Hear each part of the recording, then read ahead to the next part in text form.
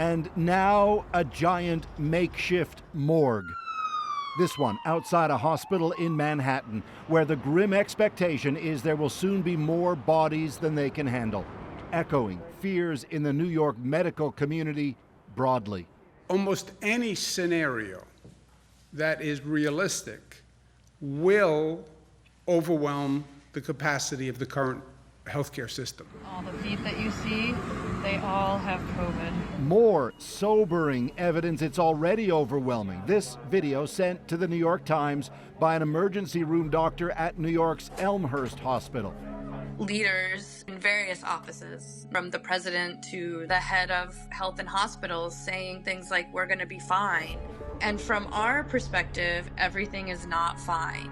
5 ventilators. She describes shortages of ventilators and masks. A refrigerated truck. And yes, a refrigerated truck ready for bodies. Who are dying. Today, outside that same hospital, long lineups to get in.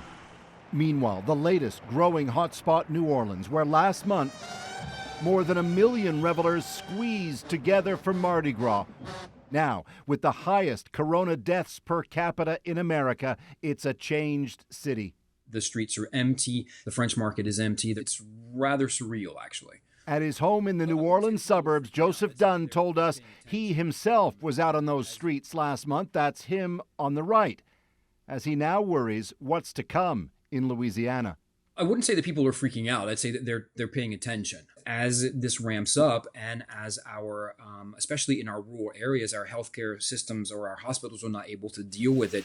With that challenge and fear growing, Donald Trump, meanwhile, continues to consider relaxing guidelines on social distancing, though today underlined that for the moment, for a while, stay home, just relax, stay home.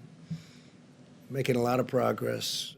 Highlighting as well continuing work on therapies and vaccines, even though both are likely some time away. As Trump put it, I hope we get lucky. Paul Hunter, CBC News, Washington.